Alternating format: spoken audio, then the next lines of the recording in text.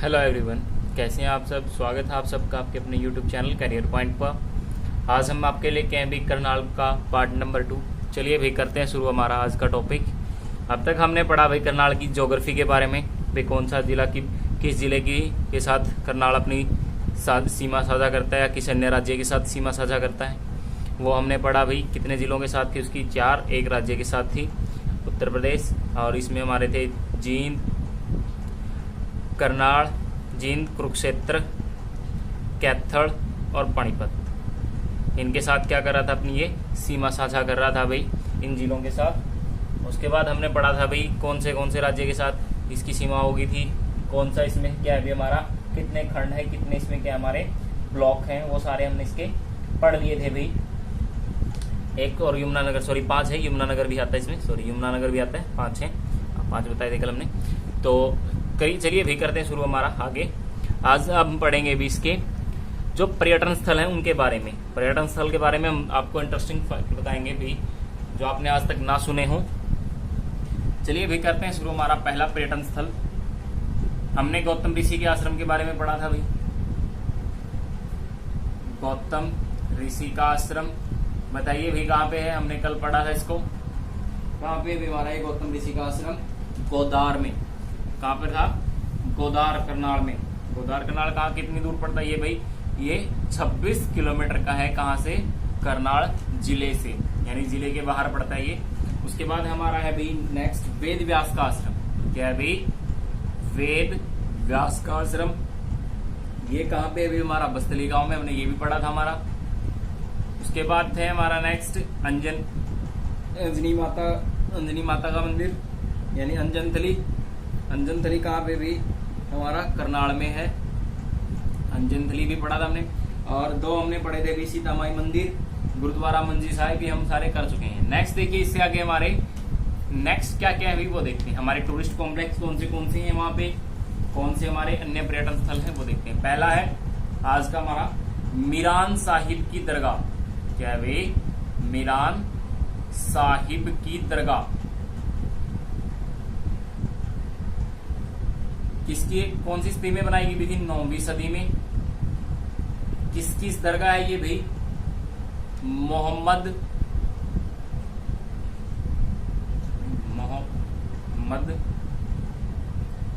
अली मीरान साहिब, इसकी याद में बनाया गया था। अभी क्यों किया जाता है, इन्होंने क्या किया था, एक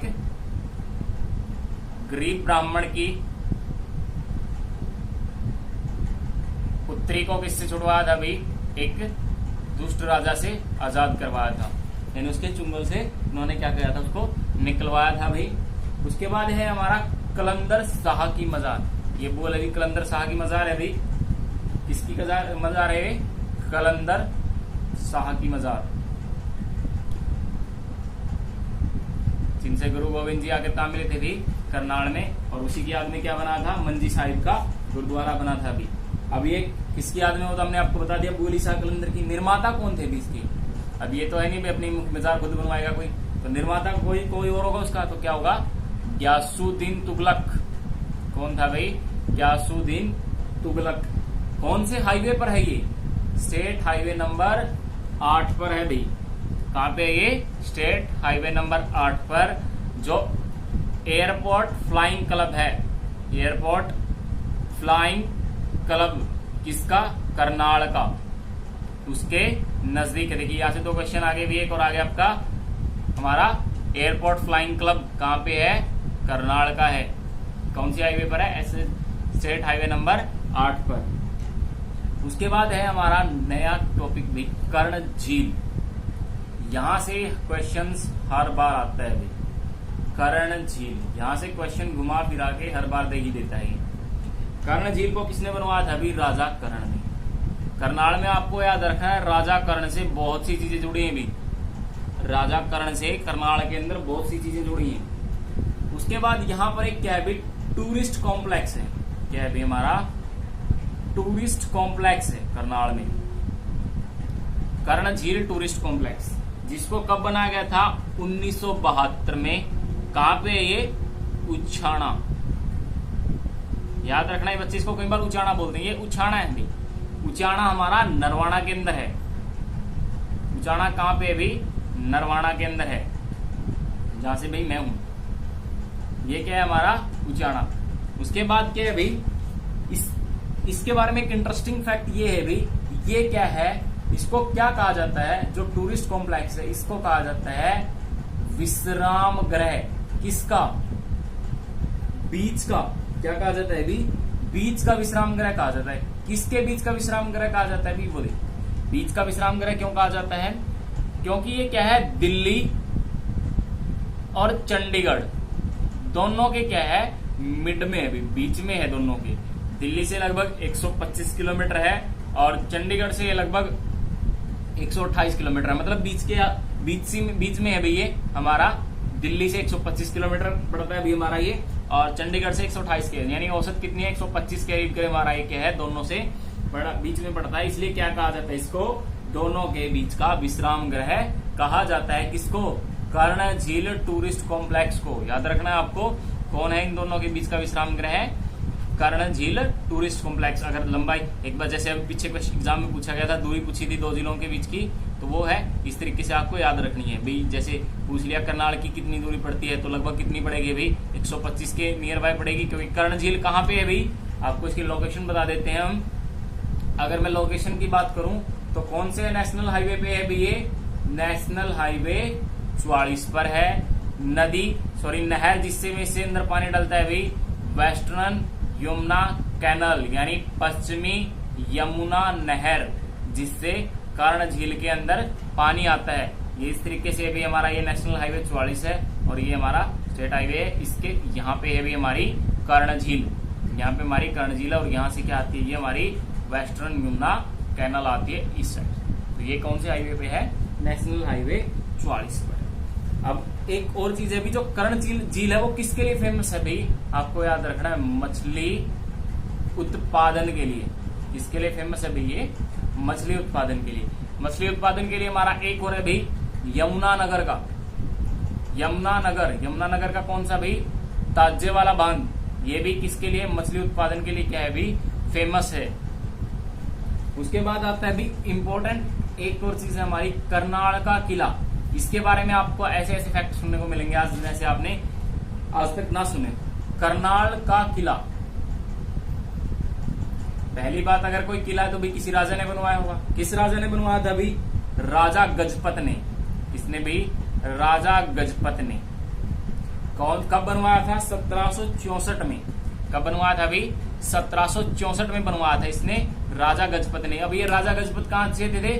जींद के राजा थे भाई। कहां के थे? जींद के राजा। उसके बाद क्या है भाई, इसका इंटरेस्टिंग फैक्ट क्या क्या है वो देखिए आप। जो करनाल का किला है इस पर क्या है भाई, पहले किसने बनवाया? राजा गजपत ने।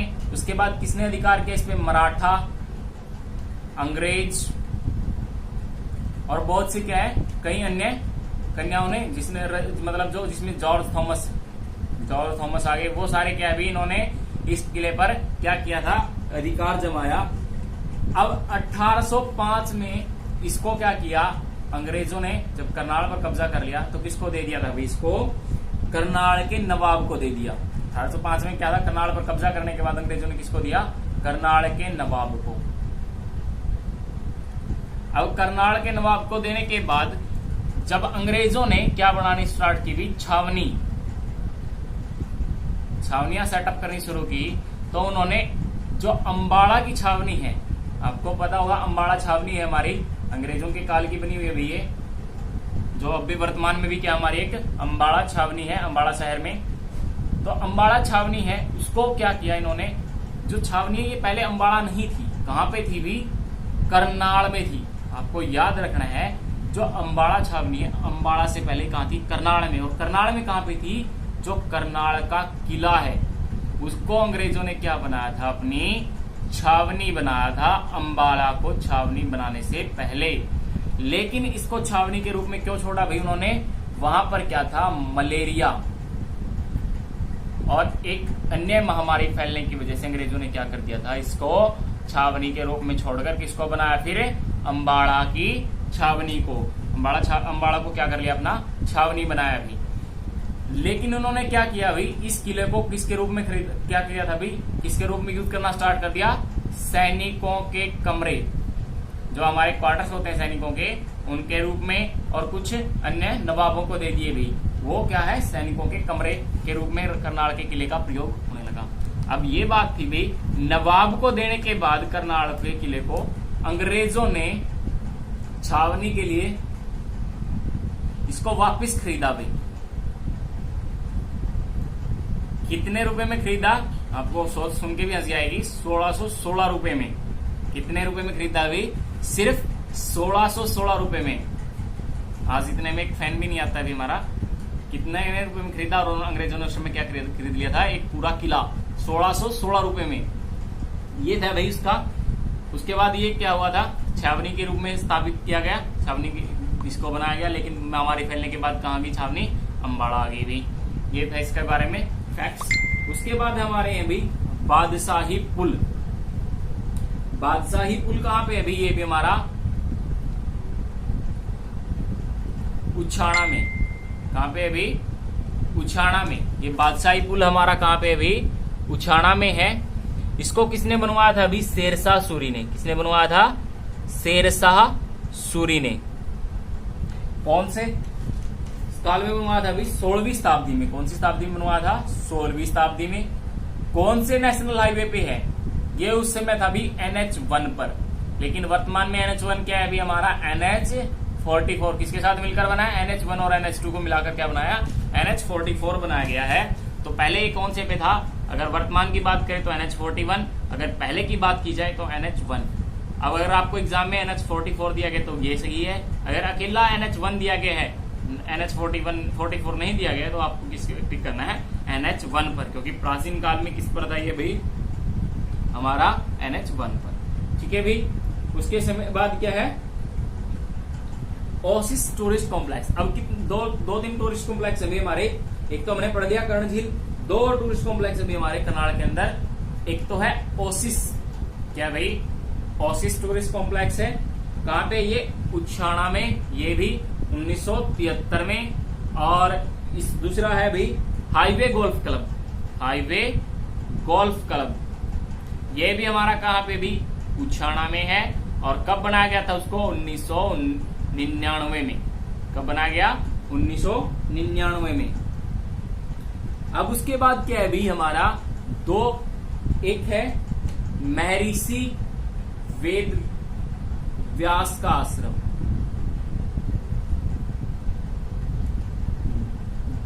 किस, महर्षि वेद व्यास के पिता का, सॉरी वेद व्यास का तो हमने पढ़ लिया, के पिता का आश्रम। महर्षि वेद व्यास के पिता का आश्रम।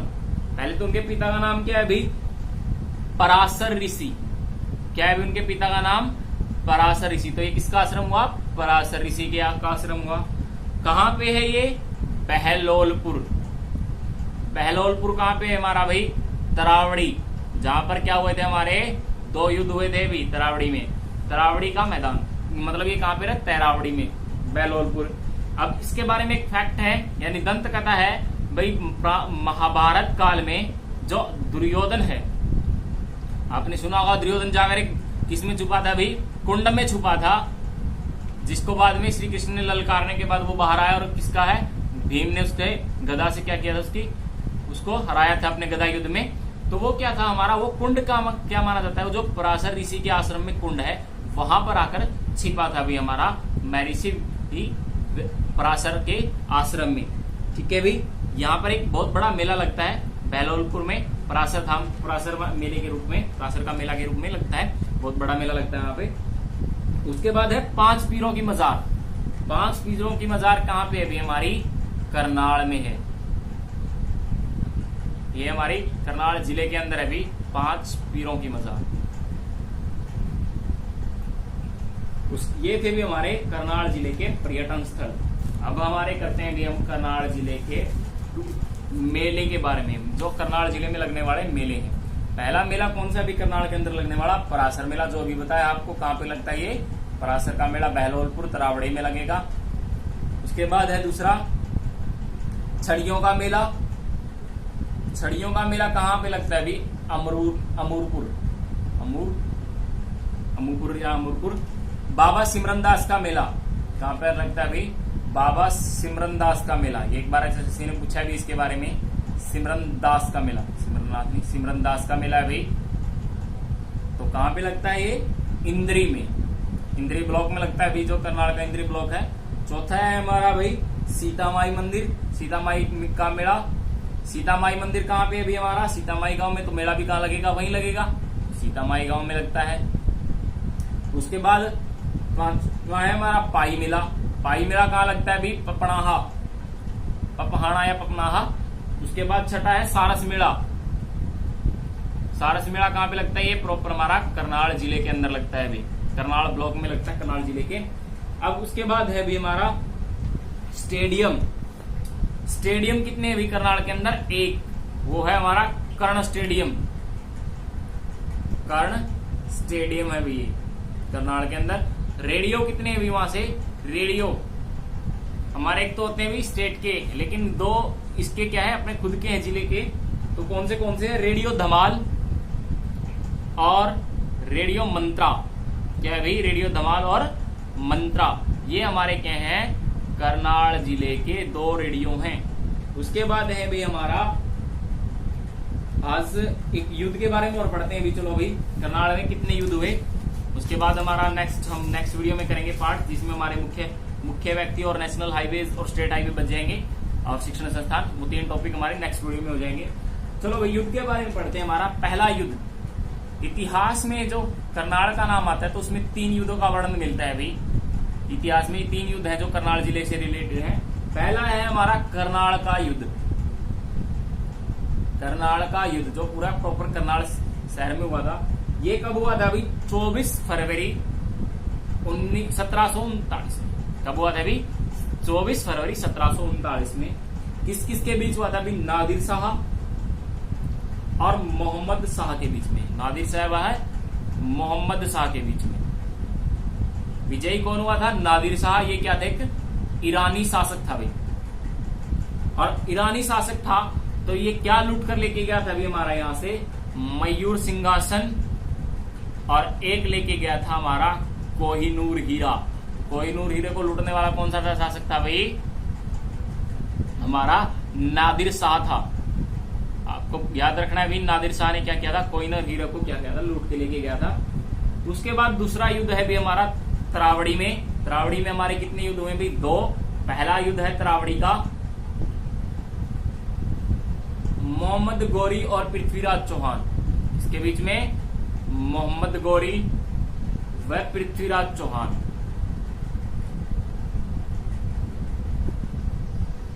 कब हुआ था भाई? 1191 में। 1191 और 92 में हुए थे हमारे तरावड़ी के दोनों युद्ध। इसमें विजयी, पहले वाले में विजयी कौन हुआ था? पृथ्वीराज चौहान हुआ था। और दूसरा युद्ध कब हुआ था भाई? 1192 में, जिसमें कौन विजयी हुआ था? मोहम्मद गौरी। कौन विजयी हुआ था भाई? मोहम्मद गौरी विजयी हुआ था। और इसी के युद्ध के बाद, इस तरावड़ी के सेकंड युद्ध के बाद ही क्या हुआ था? भारत में किसकी स्थापना हुई थी भी? मुस्लिम शासन की स्थापना हुई थी भी। मुस्लिम शासन किस युद्ध के बाद आया था भाई? तरावड़ी के सेकंड युद्ध के बाद, जिसमें मोहम्मद गौरी की विजय हुई थी। इसी के बाद भारत में मुस्लिम शासन लागू हुआ था, यानी मुस्लिम धर्म हमारे देश में तभी आया था। आज के लिए इतना ही भी, मिलते हैं नेक्स्ट वीडियो में। अगर आपको वीडियो पसंद आई तो वीडियो को लाइक और चैनल को सब्सक्राइब करना ना भूलें।